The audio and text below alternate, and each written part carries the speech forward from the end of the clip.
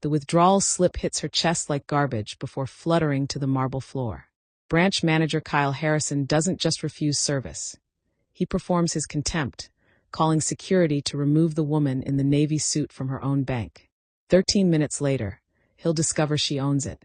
But those 13 minutes will cost him everything. Branch manager Kyle Harrison doesn't just slide the withdrawal slip back. He flicks it like garbage, the paper hitting Diana Mitchell's chest before fluttering to the marble floor. His sneer cuts through the pristine Sterling Federal Bank lobby. "Listen, sweetheart," Kyle announces, voice dripping with condescension as he leans back in his chair. "Maybe try the pawn shop next door. They're more accommodating to people like you." He makes a show of sanitizing his hands with alcohol gel, each pump deliberate and insulting. The 42-year-old black woman in the immaculate navy suit stands frozen as Kyle continues his performance. "Security," he calls out theatrically. "We might need to escort this lady out if she keeps insisting she belongs here." Gasps echo through the lobby. Phones emerge from pockets. The tellers exchange horrified glances. Diana's grip tightens on her Hermes briefcase, the one bearing a small Platinum Banking Consortium logo that Kyle clearly doesn't recognize. Her voice remains steady as glass. "Mr. Harrison, you're making a mistake. Have you ever been judged by your appearance before anyone knew your story?" The digital clock on Sterling Federal's marble wall reads 2:47 p.m. 13 minutes until Friday closing. 13 minutes for Diana Mitchell to complete what should have been a simple $50,000 business withdrawal. Kyle Harrison's smugness fills the space between them like toxic air. He drums his manicured fingers on the counter, clearly enjoying his audience. "Ma'am, I'm going to need 3 forms of identification. Government-issued photo ID, social security card, and proof of residence dated within 30 days. For a withdrawal from my own business account." Diana's tone carries the patience of someone who's navigated this terrain before. Standard protocol for suspicious transactions. Kyle's emphasis on suspicious draws knowing nods from 2 elderly white customers behind her. "We have to be careful about money laundering, identity theft. You understand." Diana places her driver's license on the counter. Kyle examines it like a detective studying evidence, holding it up to the light, checking the hologram. His performance is deliberate theater. "Louisiana license. How long have you been in town?" The question carries implications that settle uncomfortably in the air. 5 years. I've banked here for 3. Kyle types with theatrical reluctance, each keystroke an accusation. The computer's showing some irregularities. Large deposits from multiple sources. "How did you obtain these funds exactly?" Behind Diana, a young black woman named Taylor starts recording on her phone, whispering to her live stream. "Y'all, this manager is straight up profiling this sister right now. Only 47 people watching, but this is wild." The comments start flowing. "Get his badge number. This is 2025, not 1955. Report this." Maya Robinson, the lone black teller at Station 2, watches the interaction with growing unease. She's seen Kyle's protocols before, reserved exclusively for customers who don't match his comfort zone. Her fingers hover over her computer, wanting to intervene but knowing the cost. She's worked here for 3 years. 3 years of watching this pattern. "I run a private equity firm," Diana explains, her voice still controlled. "These are standard business transfers." Kyle leans back, arms crossed. "Private equity? What kind of business exactly?" His skepticism broadcasts across the lobby like a radio signal. "Let me guess, consulting? Event planning? Hair products?" Each suggestion drips with condescension. The assumption that a black woman couldn't possibly run legitimate high-finance operations hangs unspoken, but understood by everyone present. Diana's phone buzzes. The caller ID reads, "Board Secretary, Sterling Federal." She declines the call without explanation. Kyle notices the expensive phone, the platinum case, but dismisses them as fakes. "Look, Miss. Mrs. Washington. Mrs. Mitchell. Mrs. Mitchell. I'm just following bank policy. We can't have people walking in here claiming to own money they can't account for." His voice drops to a stage whisper that everyone can hear. "You wouldn't believe the stories we get. Last week, someone tried to cash a lottery ticket that was obviously photoshopped." The comparison stings around the lobby. Customers shift uncomfortably. Some record discreetly. Others pretend not to notice while hanging on every word. The clock ticks to 2:51 p.m. Taylor's live stream climbs to 156 viewers, then 203. Comments flood faster. This is discrimination. Get his name. Sue them. Where is this bank? Officer Chun, the Asian security guard, approaches reluctantly. His body language screams discomfort, but Kyle's gesture had been clear. 20 years in law enforcement taught him to recognize real trouble. And this isn't it. Is there a problem here? No problem, Diana says firmly. Just a misunderstanding about customer service standards. Kyle's laugh carries malice. Customer service? Ma'am, our customers don't typically need to be educated about banking procedures. He emphasizes educated, like it's a foreign concept. Our clientele understands how legitimate business works. The insult lands like a physical blow. Several customers gasp audibly. Maya's jaw tightens. Even Officer Chin winces. Diana opens her briefcase just wide enough for Kyle to glimpse thick legal documents marked confidential acquisition. She removes a platinum credit card that makes Kyle's eyes narrow. The weight, the color, the unmarked surface. It's not a card he recognizes, but he assumes it's fraudulent. Another prop? Kyle smirks. Look, lady, I don't know what kind of game you're running, but this is a respected financial institution. We don't fall for street corner theatrics. The street corner reference draws sharp intakes of breath from witnesses. Taylor's live stream explodes. Did he just? Oh hell no. Somebody call corporate. Perhaps you'd like to call your supervisor, Diana suggests, her voice steady as mountain stone. I am the supervisor for this branch, and I'm telling you that this transaction raises red flags. 50,000 in cash from a business account with irregular deposit patterns? With your demographic? He pauses meaningfully. We see these scams constantly. The word demographic hangs in the air like a curse. No one misunderstands Kyle's meaning. 2:53 p.m. 10 minutes until closing. Diana's expression never changes, but something shifts in her posture. The briefcase clicks shut. Her hand moves to her phone, scrolling past 17 missed calls from numbers Kyle would recognize if he looked closely enough. Mr. Harrison, she says quietly, you're absolutely right about one thing. This transaction is definitely going to be memorable. Assistant Manager Amanda Stevens emerges from the back office, drawn by the commotion. Her polished smile falters as she surveys the scene. Phones recording, customers whispering, Kyle's theatrical performance reaching its crescendo. Is everything all right here? Amanda's tone attempts diplomacy, but her body language already sides with Kyle. She positions herself slightly behind him, a united front against the problem customer. Just explaining our security protocols to this lady, Kyle announces loud enough for his audience. She's having trouble understanding why we can't hand out $50,000 without proper verification. Amanda nods sympathetically. Of course, we have to protect our depositors' interests. Her words sound reasonable, but the subtext rings clear to everyone listening. 2:54 p.m. 9 minutes until closing. Taylor's live stream surges past 400 viewers. Her whispered commentary provides real-time reaction. Now there's 2 of them ganging up on her. This sister is so calm though. I would have been cussing by now. The comments explode. This is going viral. Screenshot everything. What bank is this? Somebody identify these racists. Get their names. Diana checks her Patek Philippe watch. A gesture that draws Kyle's attention to the $80,000 timepiece on her wrist. He assumes it's a knockoff from Canal Street.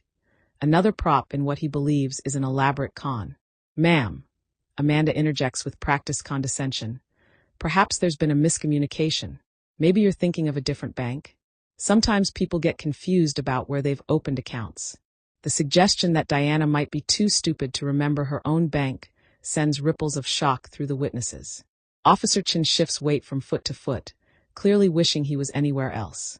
His radio crackles with routine dispatch calls, a reminder of real emergencies happening elsewhere. Maya can't stay silent anymore. Excuse me, Mr. Harrison, but Mrs. Mitchell has been banking here for 3 years.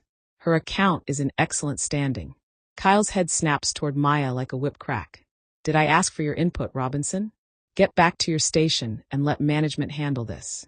His voice carries the sharp edge of authority being challenged. The public reprimand of the black teller sends a clear message to everyone present about the hierarchy at Sterling Federal. Maya's face burns with humiliation, but she retreats powerless. Her hands shake as she returns to her computer terminal.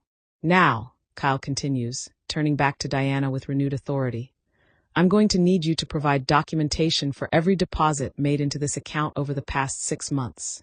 Bank statements, receipts, tax returns, proof of income source. For a withdrawal from my own account? Diana's voice maintains its supernatural calm. For a suspicious transaction that could implicate this institution in money laundering charges. Kyle's legal terminology sounds impressive to his audience, though his understanding of banking law remains embarrassingly shallow. Amanda nods sagely. We simply cannot process transactions that might expose Sterling Federal to regulatory scrutiny. I'm sure you understand our position. An elderly white man in a 3-piece suit pipes up from the waiting area. About time someone enforced proper standards around here. His comment draws approving murmurs from several other customers. 2:55 p.m., 8 minutes. The atmosphere grows thick with tension around the lobby. Mrs. Peterson, an elderly white woman, clutches her pearls and whispers loudly to her companion. I always said this neighborhood was changing too fast. It used to be such a respectable area. Taylor's phone captures every word, her viewer count climbing towards 600. The hashtag Sterling Shame starts trending locally as viewers share the stream across social platforms. Comments flood in faster than she can read them. These are real numbers. Sue them all. This is systemic racism with receipts. Diana's phone buzzes again. This time the caller ID reads, Goldman Sachs, Managing Director. She declines without explanation. Kyle sees the screen and scoffs. More fake contacts? Lady, this is embarrassing. Just admit you're in over your head, and we can discuss smaller withdrawal amounts. Maybe 500? 1,000. His tone suggests he's being generous. The condescension drips like acid. The suggestion that $50,000 exceeds Diana's financial capacity draws gasps from the crowd. Even some of Kyle's supporters begin looking uncomfortable with the spectacle. Mr. Harrison, Diana says quietly, are you familiar with Federal Banking Regulation 12 CFR 21.21 regarding discriminatory lending practices? The specific legal citation catches Kyle off guard. He wasn't expecting sophisticated financial knowledge from someone he'd categorized as a street-level scammer. His confidence wavers momentarily before he recovers. Don't try to intimidate me with fake legal jargon. He recovers quickly. I know you looked that up on Google before coming in here. We get this act all the time. Amanda steps closer, emboldened by Kyle's bravado. Sir, perhaps we should call the police. This seems like an attempted fraud situation. These people often work in groups. The phrase, these people, hangs in the air like a neon sign. Several customers exchange uncomfortable glances. The discrimination has moved beyond subtle into openly hostile territory. The word fraud electrifies the lobby. Customers crane their necks for better views. Taylor's live stream hits 800 viewers as word spreads across social media. She whispers urgently to her phone. Y'all, they just called this woman a fraud. This is insane. Officer Chin finally speaks up, his voice heavy with reluctance. Ma'am, I'm going to have to ask you to either complete your business or leave the premises. We're approaching closing time. I'm trying to complete my business, Diana responds evenly. These gentlemen seem to have other ideas about customer service. 2:56 p.m. 7 minutes. Kyle stands now, using his 6-foot frame to intimidate Diana's more petite stature. Look, whoever you really are, this little show is over. You can either walk out that door with dignity, or we can escort you out. Your choice. The ultimatum sends electricity through the crowd. Phones angle for better shots. Taylor's viewer count approaches 1,000 as people share the stream with friends and family members. Walk out. Diana's eyebrow raises slightly, the first crack in her composed facade. Mr. Harrison, I haven't finished my business here. Your business is finished. Security, please escort this woman. Wait. Diana's voice cuts through the noise like a blade. Before you make that call, perhaps you'd like to see something that might interest you. She reaches for her briefcase with deliberate slowness. The lobby falls silent except for the steady tick of the wall clock and the software of security cameras capturing every moment for posterity. 2:57 p.m. 6 minutes. Kyle's confidence wavers as Diana's fingers trace the briefcase's platinum locks. Something in her demeanor has shifted. Not panic or desperation, but a quiet certainty that makes the hair on his arms stand up. What you're about to see, Mr. Harrison, might change your perspective on customer service and your career. The briefcase clicks open with the sound of destiny arriving ahead of schedule. The briefcase opens like Pandora's box, but instead of releasing chaos, it reveals order. The kind of legal order that builds empires and destroys careers with equal efficiency. Diana removes a thick manila folder bearing the Sterling Federal Bank logo and the words Confidential Board Resolution, stamped in red across the cover. The documents, the weight, the quality of the paper, the official seals, everything screams authenticity. Kyle's smirk begins to falter as he reads the letterhead upside down. What is that supposed to be? Board Resolution 2025-047, filed this morning at 9:17 a.m. with the Federal Reserve Bank of Atlanta. Diana's voice carries the precision of someone reading a death sentence. Approving the acquisition of Sterling Federal Bank by Mitchell Capital Partners. The words hit the lobby like a physical force. Conversations stop mid-sentence. Phones stop recording momentarily before resuming with renewed urgency. Even the ambient noise of the air conditioning seems to pause in reverence to the moment. Amanda Stevens goes pale, her professional composure cracking like old paint. Acquisition? That's impossible. We would have been notified through proper channels. Check your email. Diana's tone remains conversational, almost helpful. Sent at 9:23 a.m. to all senior management and board members. Perhaps it went to your spam folder? Corporate communications sometimes get filtered incorrectly. Kyle snatches the document with shaking hands, his earlier confidence evaporating like morning mist. His eyes scan the official seals, the signatures, the Federal Reserve filing numbers. Each detail confirms what his brain refuses to process. The paper quality alone costs more than his weekly salary. 2:58 p.m. 5 minutes until closing. This has to be fake, Kyle whispers, but his voice lacks conviction. The document bears the signatures of Sterling Federal's Board Chairman William Thornton III, Chief Regulatory Officer Sarah Martinez, and Federal Reserve District Director Robert Carter. The kind of signatures that can't be forged without committing federal crimes carrying 20-year prison sentences. Taylor's live stream explodes past 1,200 viewers as the story spreads across social media platforms like wildfire. Her whispered commentary turns breathless. Y'all, I think this woman just said she bought the bank. The manager looks like he's about to have a heart attack. Comments flood the screen faster than humanly readable. Plot twist.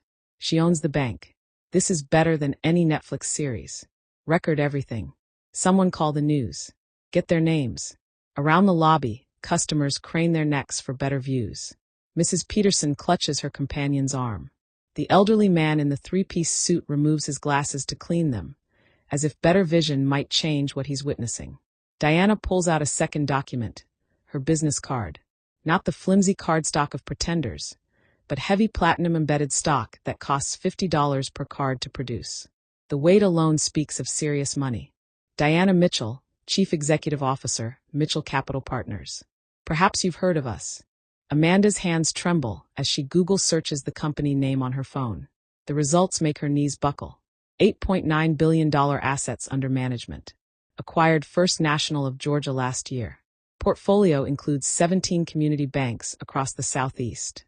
Founded in 2019 by Diana Mitchell, former Goldman Sachs Managing Director. The search results continue scrolling. Forbes 40 Under 40. Black Enterprise Entrepreneur of the Year. Harvard Business School Distinguished Alumni Award. Each accolade hammers another nail into Kyle's career coffin. Effective Monday morning, Diana continues with surgical precision. Mitchell Capital Partners owns 67.3% of Sterling Federal Bank. The acquisition was finalized at 9 a.m. today, pending regulatory approval, which was granted at 11:47 a.m. by Federal Reserve Chairman Michael Patterson himself. She produces a third document, the Federal Reserve Approval Letter, signed by district officials and bearing official stamps that would require a conspiracy involving dozens of federal employees to fake. The FBI investigates document fraud with the enthusiasm of bloodhounds. Kyle's face cycles through emotions like a broken slot machine. Disbelief, recognition, terror, denial, bargaining, and finally the pale recognition of career suicide. His complexion matches the marble floor, cold, lifeless, expensive to replace. The fundamental question isn't whether you knew who I was, Mr. Harrison. The question is why you thought it was acceptable to treat any human being the way you treated me today, and why Sterling Federal Bank allowed that culture to flourish under your management. 3 p.m. The clock strikes closing time with the finality of a judge's gavel. The bank officially closes, but no one moves. The lobby has become a courtroom, and Diana Mitchell stands as judge, jury, and executioner of Kyle Harrison's career. Mr. Harrison, let's discuss the financial implications of today's performance. Diana's voice carries the clinical precision of a surgeon preparing for a complex operation. Sterling Federal Bank holds $2.4 billion in total assets. Our quarterly revenue averages $340 million across all branches. She opens yet another folder, this one marked Confidential Branch Performance Analytics. The McKinsey consulting report spans 47 pages of devastating analysis. Your branch manages $127 million in customer deposits. Under your 18-month tenure as manager, this location has hemorrhaged $23.7 million in customer assets, an 18.7% decline. The system average shows 3.2% growth during the same period. Kyle's face turns the color of old parchment. Amanda stares at numbers she's never seen compiled so comprehensively, realizing someone has been watching their performance with microscopic attention. Minority customer retention tells an even more interesting story. Diana's finger traces down columns of data. African American customers, down 47%. Hispanic customers, down 34%. Asian customers, down 29%. Yet white customer retention remains steady at 97%. The statistics hang in the air like smoke from a building fire. Taylor's live stream peaks at 2,347 viewers as comments explode. These are real numbers. Sue them all. This is systemic racism with receipts. Mrs. Mitchell, Amanda attempts damage control. Those numbers might reflect broader economic trends in the community. Ms. Stevens, these are comparative statistics.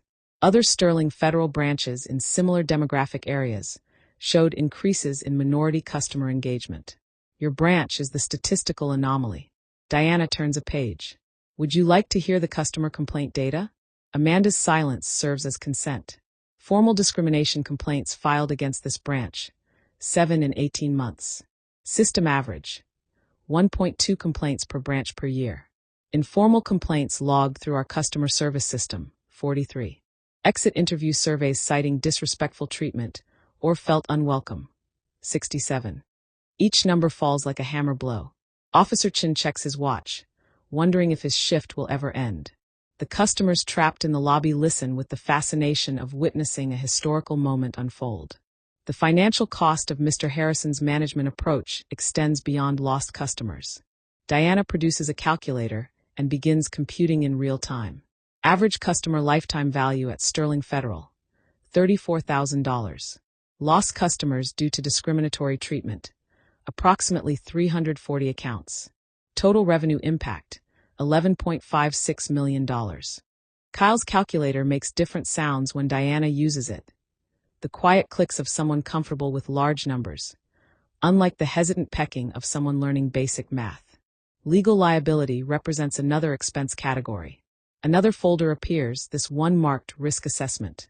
Litigation exposure.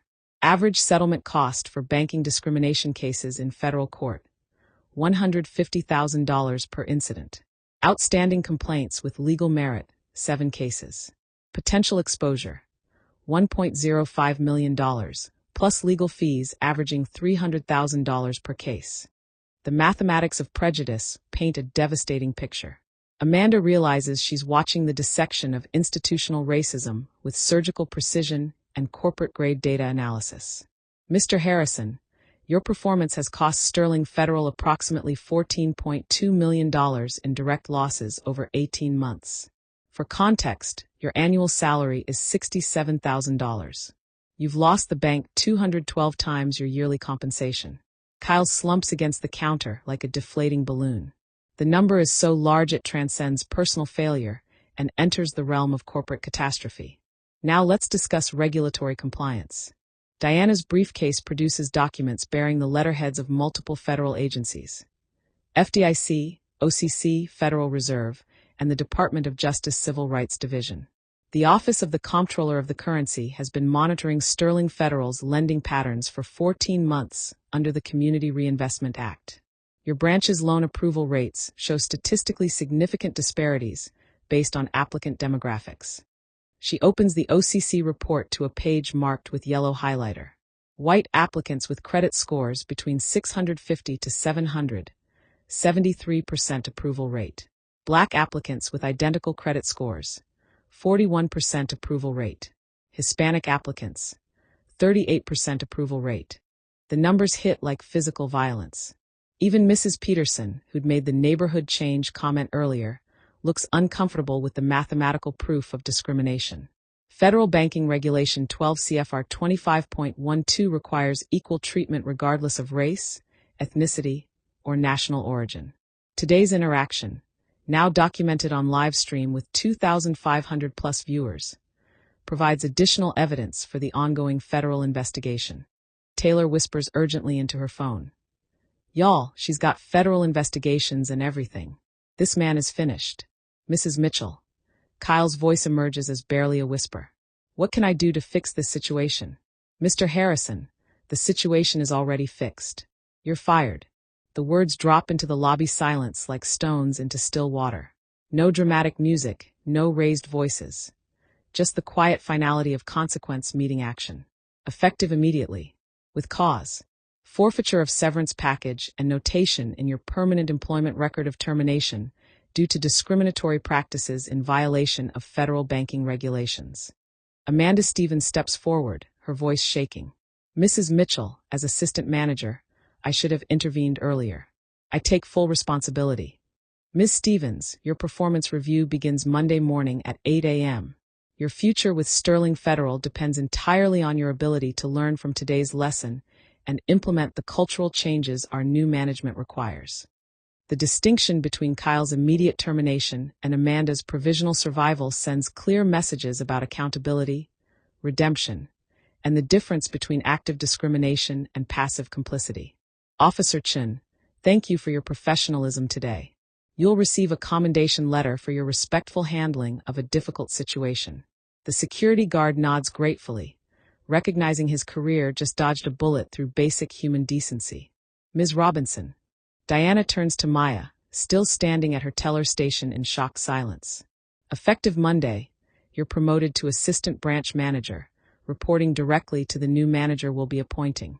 Your salary increases to $75,000 annually, plus performance bonuses tied to customer satisfaction metrics. Maya's hands fly to her mouth as tears stream down her cheeks. 3 years of watching discrimination, and justice arrived with a promotion and a 40% salary increase. Ladies and gentlemen, Diana addresses the lobby full of witnesses. Beginning Monday morning, Sterling Federal Bank will implement comprehensive customer service reforms designed to ensure every person who enters our branches receives the respect and professional treatment they deserve, regardless of their appearance, accent, or assumptions about their financial capacity. The spontaneous applause that erupts feels like cleansing rain after a long drought. Kyle Harrison, former branch manager, walks toward the exit in stunned silence. His discrimination career ending with the soft click of glass doors closing behind him forever. The following Monday morning, Sterling Federal Bank's downtown branch buzzes with the energy of transformation. Diana Mitchell arrives at 7:30 a.m., 30 minutes before opening, to personally oversee the implementation of sweeping reforms. Maya Robinson, now wearing her new assistant manager name tag, greets the first customers with confidence she's never felt before. Her weekend was spent studying customer service protocols, diversity training materials, and leadership development resources that Mitchell Capital provided within hours of her promotion.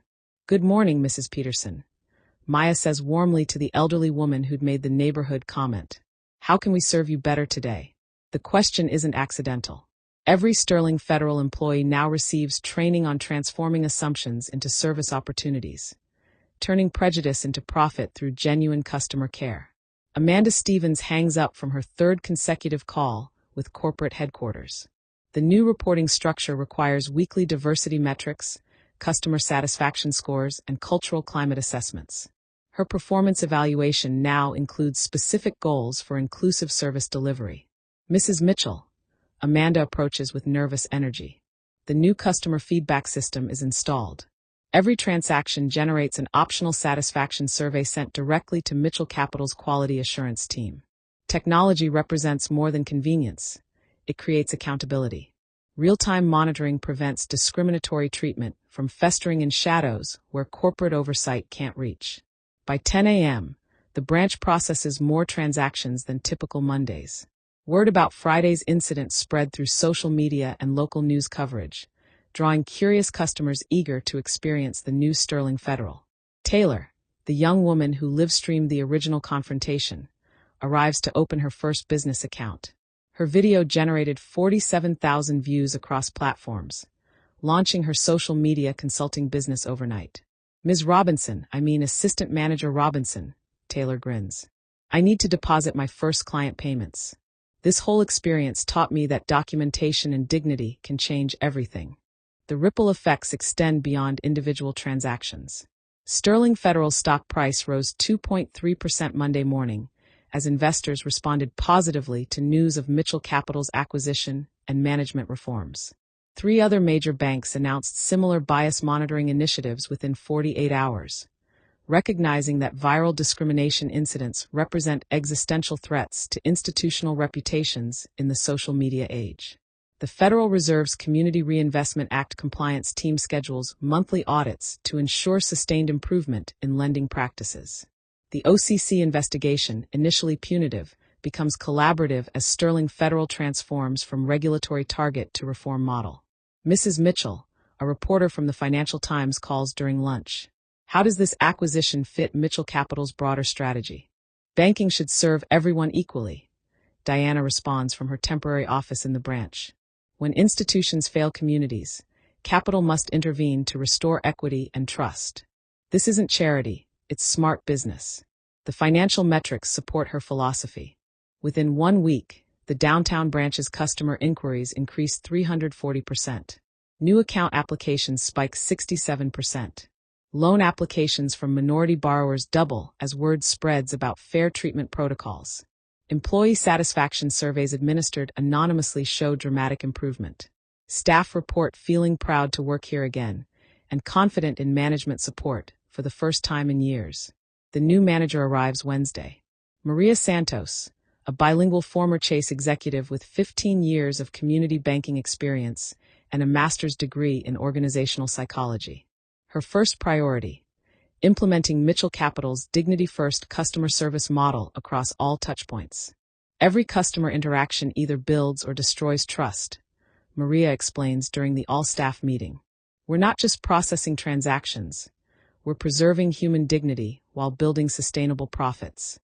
The Cultural Accountability Program launches Friday, exactly 1 week after Kyle Harrison's termination.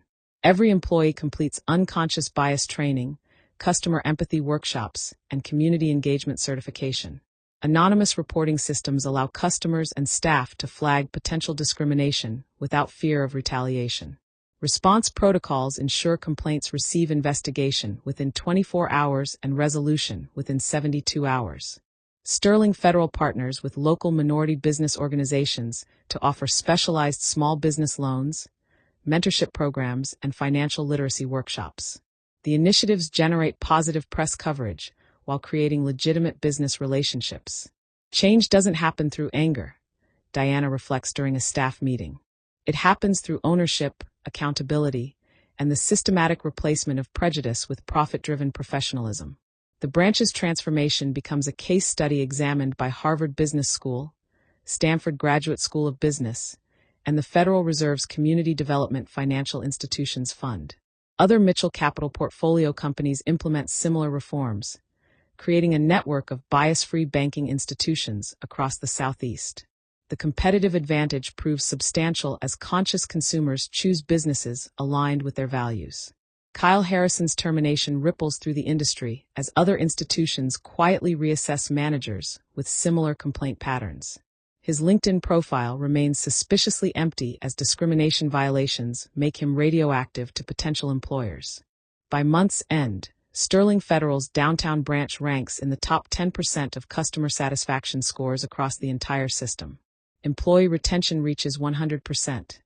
The first time in 5 years no one quit during their probationary period. The success metrics extend beyond numbers into community impact. Local minority business loans increase 89%. First-time home buyer approvals for underserved populations rise 156%. Community development investments expand 234%.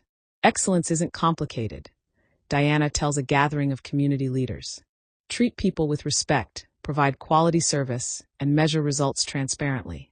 Discrimination isn't just morally wrong, it's financially stupid. The reforms create a template that Mitchell Capital replicates across its portfolio, transforming 17 banks and credit unions into models of inclusive excellence. Sterling Federal's quarterly earnings report shows the downtown branch's remarkable turnaround. Customer deposits increased $47 million, loan originations rose 78%, and customer satisfaction scores jumped from 34th percentile to 94th percentile in 60 days. Wall Street analysts praise the acquisition as both socially responsible and profit-maximizing. Proof that doing right and doing well aren't mutually exclusive when leadership commits to systematic change. 6 months later, Diana Mitchell stands before the National Banking Association's annual conference, delivering the keynote address on transforming discrimination into competitive advantage. The Sterling Federal story has become legend, a real-life story that proves quiet power can reshape entire industries. Change doesn't happen through shouting, she tells the audience of 3,000 banking executives. It happens through ownership, preparation, and the systematic replacement of bias with data-driven excellence. The Sterling Federal Downtown branch now processes $340 million in annual transactions, triple its pre-reform volume. Customer satisfaction scores consistently rank in the top 5% nationwide. Employee retention reaches 100% for the first time in the branch's 40-year history. Maya Robinson completed her MBA through Mitchell Capital's Employee Development Program, earning her degree while managing the branch's most successful quarter since 2019. Her story inspires dozens of young Black women to pursue careers in financial services. Mrs. Mitchell didn't just save my job, Maya reflects during a Blacktail Stories interview. She showed me that dignity isn't negotiable and excellence is the best revenge. Taylor's live stream career flourishes beyond her wildest expectations. Her original video, now titled "The Day a Black Woman Bought a Bank to Prove a Point," generated 2.3 million views across platforms. Major brands hire her to document authentic social justice moments in corporate America. The ripple effects extend far beyond Sterling Federal. 12 major banks implement bias monitoring technology after watching discrimination incidents go viral repeatedly. The financial cost of prejudice: lost customers, legal settlements, regulatory fines, reputation damage, finally exceeds the comfort cost of maintaining discriminatory cultures. Kyle Harrison's career serves as a cautionary tale circulated through human resources departments nationwide. His discrimination termination appears in employment verification databases, making him effectively unemployable in regulated financial services. Consequences of prejudice extend beyond moral judgment into economic reality. The Federal Reserve cites Sterling Federal as a model for Community Reinvestment Act compliance. Other regulatory agencies study Mitchell Capital's transformation methods for replication across industries beyond banking. This story matters because it's repeatable, Diana explains to Forbes magazine. When marginalized people gain economic power, systematic change becomes inevitable. Money talks louder than bias. The Mitchell Capital Partners portfolio expands to 23 financial institutions across 8 states, each implementing the dignity-first customer service model. The competitive advantage proves sustainable. Respectful treatment generates customer loyalty that translates into measurable profit growth. Harvard Business School develops a case study titled Mitchell Capital, Leveraging Acquisition for Social Impact, that becomes required reading in MBA programs focusing on socially responsible investing and stakeholder capitalism. The story inspires documentary filmmakers, podcast hosts, and authors studying the intersection of economic power and civil rights. These touching stories demonstrate how individual acts of dignity can reshape institutional cultures when backed by strategic leverage. 3 years later, Sterling Federal reports record profits while maintaining the highest customer satisfaction scores in its operating region. The downtown branch, once the system's worst performer, consistently ranks as the most profitable location in the state.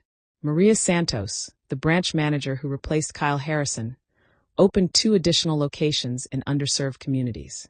Each new branch implements the bias-free protocols that transformed the original location from liability into asset. The legacy extends beyond financial metrics into cultural transformation. A generation of banking professionals grows up understanding that discrimination isn't just morally wrong. It's economically destructive in an era where viral videos can destroy institutional reputations overnight. Every interaction either builds trust or destroys it, Diana reminds her executive team during quarterly reviews. In the age of smartphones and social media, there's no hiding from the consequences of treating people poorly. The sterling federal story joins the canon of Black stories that demonstrate how prepared minds and patient execution can overcome institutional barriers. Like the best life stories, it proves that victory doesn't require violence, just intelligence, resources, and the courage to use both strategically. Mitchell Capital's success attracts minority investors seeking ethical investment opportunities that generate both social impact and competitive financial returns. The firm manages $24 billion in assets while maintaining its founding commitment to dignity-driven business practices. Young entrepreneurs study Diana's approach. The quiet accumulation of power, thorough preparation, and surgical precision in addressing systemic problems. Her methods inspire a generation of business leaders who understand that lasting change requires ownership, not just activism. Have you witnessed discrimination in your workplace or community? Share your story in the comments below. Every documented incident creates accountability that prevents future Kyle Harrisons from abusing their power. Your voice matters. Your story matters. These real-life stories of courage and consequence inspire others to demand dignity in their daily interactions. Subscribe to Blacktail Stories for more inspiring accounts of quiet power overcoming systematic barriers. Hit the share button. Every view creates awareness that builds a more equitable world for everyone. Together we document injustice and create change, one story at a time.